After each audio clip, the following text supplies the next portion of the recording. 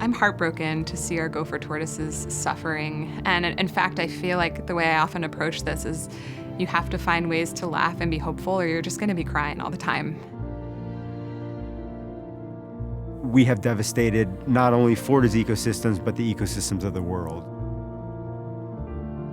Every day, tortoises are getting buried alive. I think Florida really needs to look at ensuring we have this for our future generations and that they're not just living in a concrete city.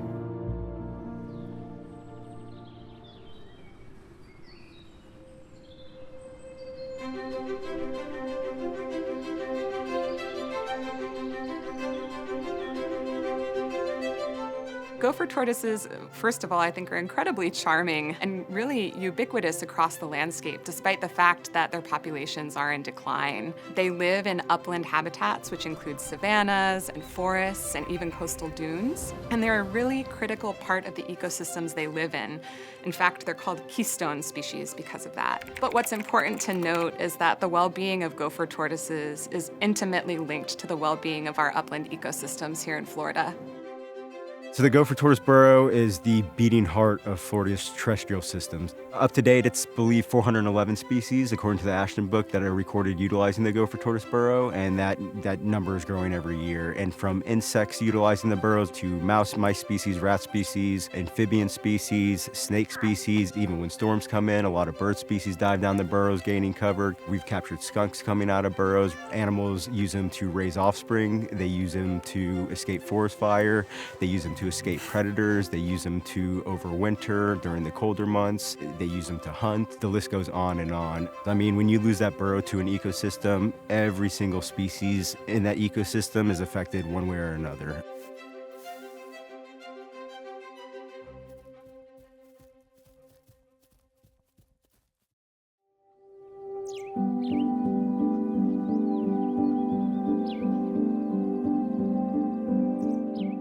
My name is Chase Pirtle, and I manage the Ashton Biological Preserve. I also do land restoration, outreach education with the community. We breed critically endangered species for genetic dispersal. I also train first responders, military, how to work around venomous snakes. I've been a part of the gopher tortoise world, which is called Gopher Tortoise Game, for about 10 years now. I've noticed an increase in human population around the preserve. If you add one person up here, it's a pretty significant increase in population, but just not the population, but and here comes more domestic animals, here comes more vehicles on the road, creating more obstacles for the tortoises. So just one person coming to a new environment can add loads of stress to a tortoise. My name is Kim Titterington, and I am a wildlife rehabilitator for Swamp Girl Adventures Reptile Rehab. Basically, we do education for the public, but then on the inside, we do a lot of rehabilitation of reptiles specifically. So that's mostly turtles and tortoises, but we also cover snakes, lizards, frogs, and such too.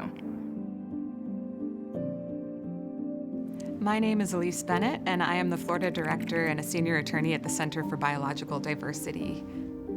I've lived in Florida my whole life, and so gopher tortoises were one of the first species that I really got to interact with and learned was an imperiled species.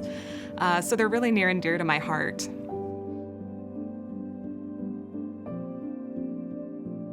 So development impacts gopher tortoises in many different ways. The most obvious one is it just destroys places for them to simply exist. But beyond that, we also see these cascading effects on the landscape. For instance, development fragments existing habitat. So even if we develop one area but we leave the others, we potentially separate gopher tortoise populations from each other. And that means that gopher tortoises can't meet to mate and to procreate and continue to the next generation. Fragmentation has a really awful impact on the species when roads are developed through habitat. We see increased road deaths to gopher tortoises when cars hit them on the road. We see more opportunities for people who wish to do gopher tortoises harm to reach them. Fragmentation also makes gopher tortoises more vulnerable to pets like dogs and cats. And so all of these things combined cause a greater impact to the species than it even appears just by that initial development. And we're seeing that development targeted towards uplands, these pine upland forests that were prolific across the Southeast. And we know now that only about 3% of the historic extent of these pine forests remains, these longleaf pines. That means that we've lost 97% already. And so we're just fighting to protect that last 3% and any other habitat where we can find the gopher tortoise. History is so critical here because it tells us that we've already lost so much and we have still even more to lose.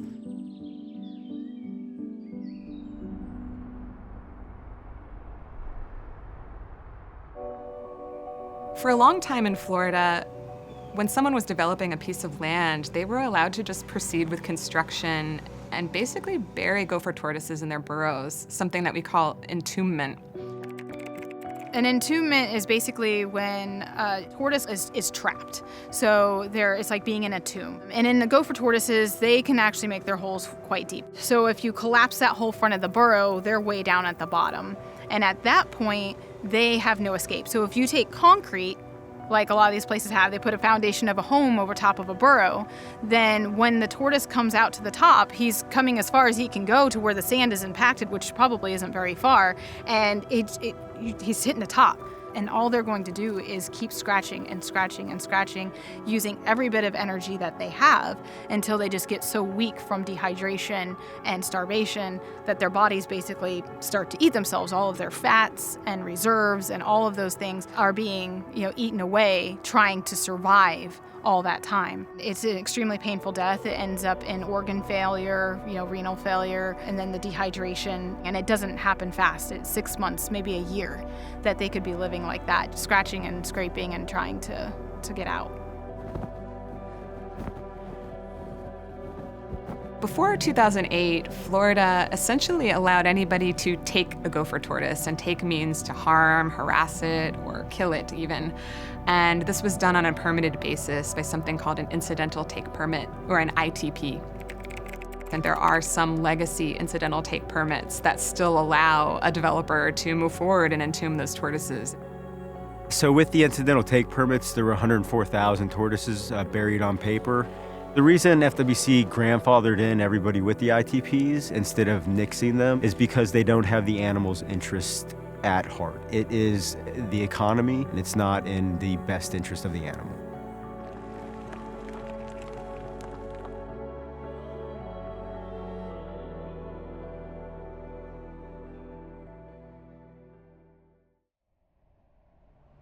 In 2008, the state of Florida decided to set up a program where tortoises would have to be relocated out of the way of development.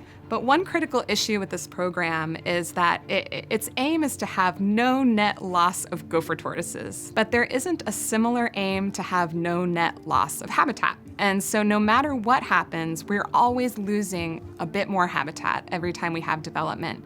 And that means that we are moving essentially the same number of tortoises into smaller and smaller areas in the state. Recipient sites are only 200 acres, 400 acres, and that's not enough to allow functionality. Because once again, you're talking about an animal that has an incredibly long lifespan, produces a lot of offspring, and 400 acres is not going to sustain a population. Is there disease inhabiting this ecosystem prior to putting the tortoises there? What's the surrounding habitat around the recipient site that the tortoises are going to? A lot has to be brought into play, and a lot is not brought into play with the relocation program. Essentially, this program is like a Band-Aid, or it's something that makes us feel good, but doesn't really address the true threat to the species, which is loss of habitat. The reason I got into conservation was because of an experience that I've heard from many other lifelong Floridians, and it's seeing some of the natural places that I love slowly disappear to strip malls and roads and planned developments. Definitely over the years, areas that you would go and visit and there's gopher tortoises kind of doing their thing out grazing and wildlife. It's like now there's a shopping center or a parking lot. Witnessing and experiencing that loss really drove me to do whatever I could to try to protect these amazing places before they're all gone.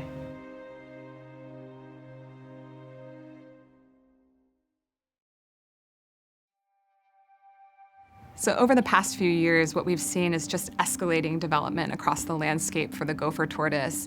And in 2021, that started to come to a head. The Florida Fish and Wildlife Conservation Commission had identified that we were running out of places to put gopher tortoises. So the FWC issued this emergency executive order. They acknowledged we have a shortage of recipient sites, but we have all these developers that want to move forward with their plans, and we need to find some way to continue to let that go forward. And so what they essentially did is they rolled back some of those protections that help make relocation less stressful for gopher tortoises. This executive order was extremely concerning because the whole need for it came about because we were seeing development come to a head and become a real, right in front of us, conservation issue for the tortoise. We need to hold tight to our protections. We need to do everything we can to make sure these tortoises have all the protections they need to be supported as they're relocated. But instead, the agency rolled back those protections to allow the continued development that had caused the problem in the first place. And that's when we became incredibly concerned just about the strength of this entire program. We already know that it's not protecting habitat the way we need it to, and now we're seeing that even these populations that are being relocated, they're not being given their best shot at survival. And so what we've seen is what immediately at the time had looked like maybe a blip or an issue we just needed to get past as an emergency is becoming a long-term problem.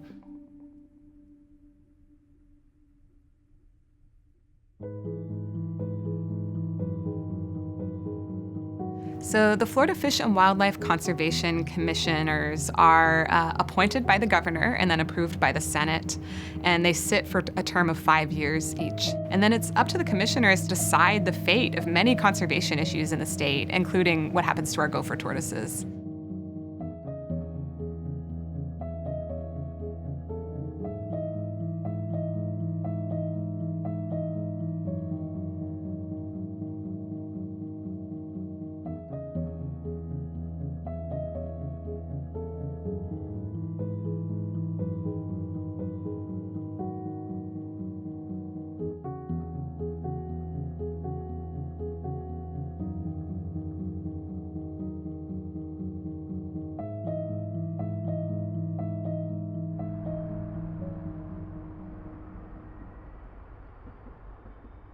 In October of 2021, there was a House committee meeting where the House was able to ask questions to an official from the Florida Fish and Wildlife Conservation Commission. The State Affairs Committee will now come to order. Members, please take your seats. And during that meeting, many of our legislators had questions about driving down the cost of relocating a gopher tortoise. And those prices, in a lot of ways, are the only thing standing between the loss of the rest of the gopher tortoise's habitat and these developers. What is it that's exactly driving up the cost? What's driving the cost? The increase in cost. Would it be possible to monitor the cost? Soon after that meeting, we saw a bill introduced. We saw Senator Travis Hudson introduce Senate Bill 494, which was supposed to make some changes to the way we manage gopher tortoises here in the state. Driving down costs means essentially giving a green light to the very development that's causing the drive towards extinction for this species. This bill was not about protecting gopher tortoises, but it was really a handout to developers. Is there any objection to that motion? Anyone? Anybody want to object to that? Anybody? Okay, no. So show that motion adopted.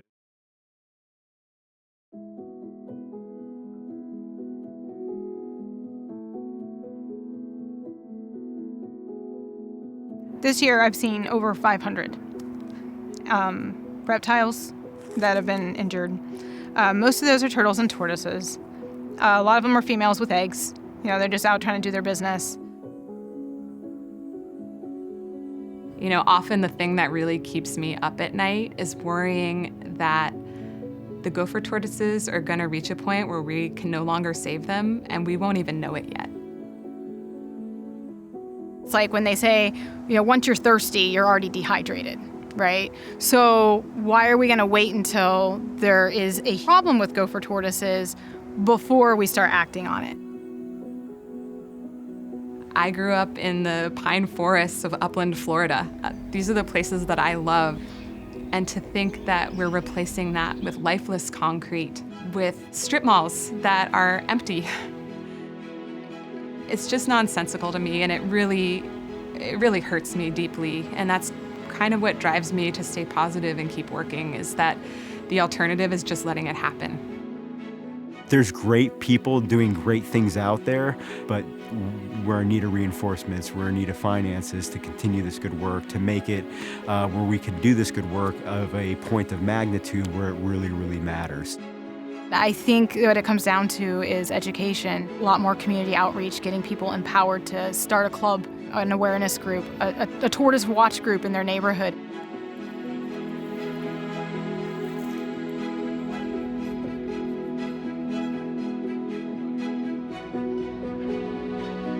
It gives me hope that if we can garner the political will to motivate our state government and our federal government to give us the tools we need and to help put that comprehensive plan in place for recovery, that we could really do this.